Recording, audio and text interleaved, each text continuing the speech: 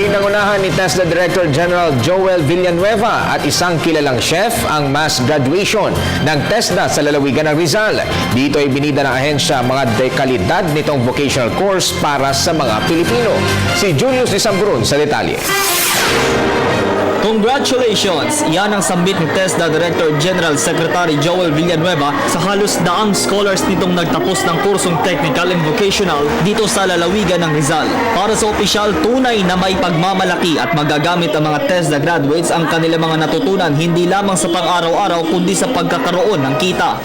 Well, kami very proud sa inyo at naniniwala kaming handang-handa na kayo na magkatrabaho at magkaroon ng masayang pagbabago sa inyong buhay at magandang kinabukasan. So, we're all out in supporting you.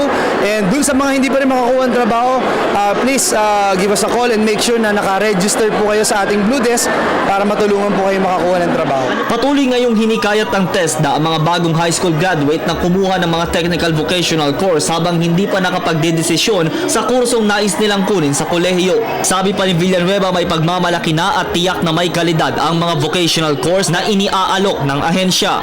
Definitely, mga out-of-school youth, high school graduates, maging yung mga may trabaho na, magpa-sertifika ho kayo sa TESDA, pasyalan nyo po ang TESDA at sa dami ng programa natin, makakatulong po tayo para may taas ang antas o kalidad ng inyong kaalaman at kasanayan. Ang TESDA hindi lang para sa kabataan, kundi pwede din sa mga may edad. Dito namin nakilala si Ginoong Solomon Kagungaw, NC1 TESDA graduate, isang pastor at 67 taong gulang. Katulad ko, kahit na-retired na ako, ay mapakinabangan din kapag makayanan po ang lahat.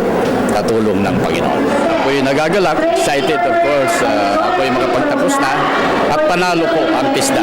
Samantala, present din sa okasyon si TESDA Career Ambassador at kilalang celebrity cooking master Chef Boy Logro. Pagbibida ng TESDA si Chef Boy ang nagpapatunay na kahit hindi nakapagkolehiyo o di kaya'y madami man ang pinagdadaanan sa buhay ay naabot niya ang kanyang ibig marating dahil na din hindi siya bumitiw sa kanyang pangarap at pagkakaroon ng skills training. Ang katibayan, siya ay isang commercial cook NC4 specialist. Dapat talaga pag-ibayuhin, pagagandahin ang kanilang natututunan sa TESDA dahil sa TESDA talaga may choice ka. Pwede kang maging whatever you want. Yung kaganapan na skills ka, iyo yun eh. Kailangan lang talaga sanayin mo, may kasanayan ka na yung ginagawa mo katulad ko kusinero. Dapat sanayin mo na magaling kang kusinero dahil yun ang tagline na skills mo eh.